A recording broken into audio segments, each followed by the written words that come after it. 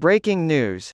During the conflict in Ukraine, profits for Putin's ex-wife's company increased by a whopping 66%. Since Moscow invaded Ukraine, a company with ties to Vladimir Putin's ex-wife reportedly saw a significant increase in profits.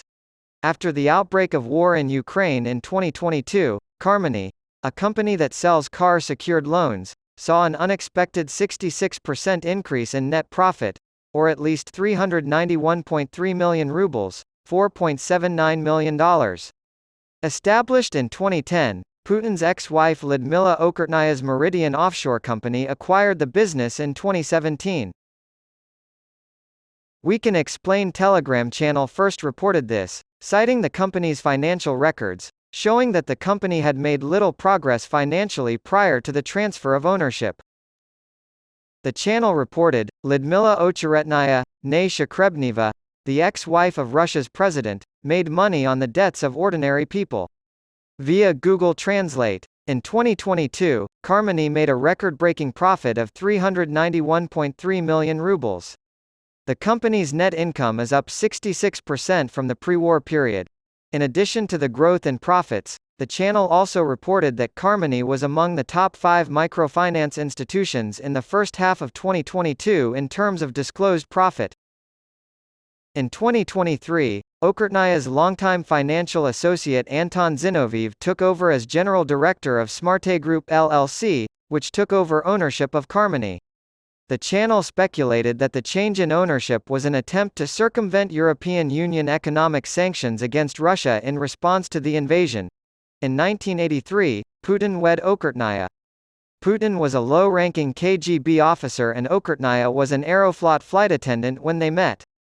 Lyudmila remained largely out of the spotlight even after Putin's election as prime minister, and the couple remained together for about 30 years.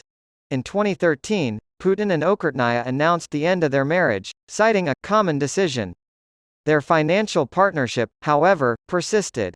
The Center for Development of Interpersonal Communications, founded by Okurtnaya and located in the heart of Moscow, purchased a former government building during Putin's tenure as president. According to Reuters, the building is now bringing in millions of dollars in rent that are being paid to a company set up in Lyudmila's maiden name. In defiance of sanctions from Europe and many other countries, including Australia, a member of the Austrian Porsche SE supervisory board is said to have written a letter to Vladimir Putin offering a deal to rebuild the country's beleaguered car manufacturing industry. After Russia invaded Ukraine last year, international condemnation quickly snowballed into finger-pointing and finally, severe economic sanctions. The auto industry was one of the first to feel the effects of these sanctions, with many companies quickly, within weeks, or gradually, within months, stopping deliveries of new cars to Russia and shutting down their car manufacturing operations there. In March of last year, the Volkswagen Group, which includes Porsche, took action to withdraw from the conflict, expressing great dismay and shock at the news of the war in Ukraine. Continues to hope for a cessation of hostilities and a return to diplomacy and is convinced that a sustainable solution to the conflict can only be found under the auspices of international law, Porsche said. Porsche places a premium on human security in all of its endeavors. A group of specialists is constantly assessing the extent to which this will affect business operations. Porsche has decided to immediately halt vehicle exports to Russia in light of the current situation.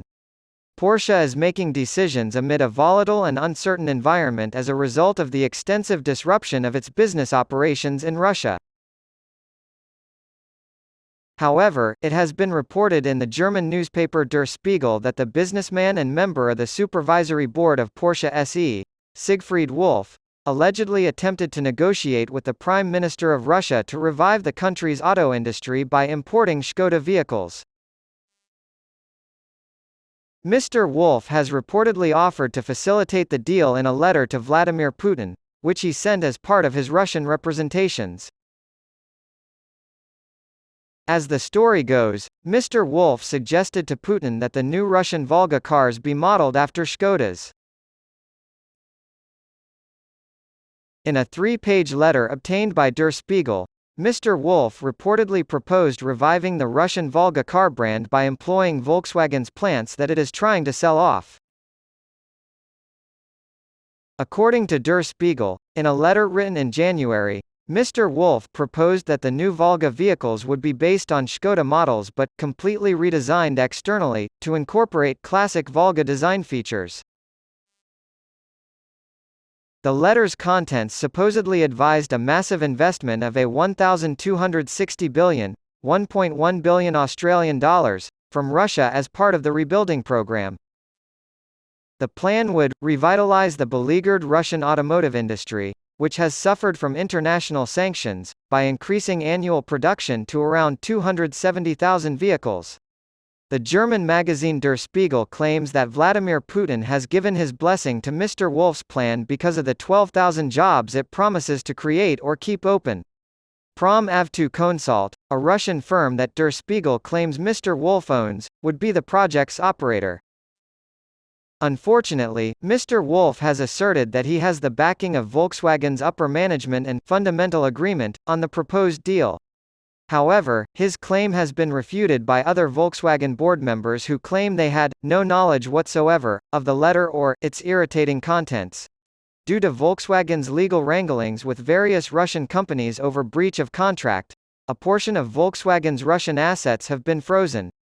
Der Spiegel adds fuel to the fire by reporting that Schaeffler, an automotive supplier on whose board Mr. Wolff also sits, has been accused of working with the Russian automaker Gaz since March to ready the factory for auto production.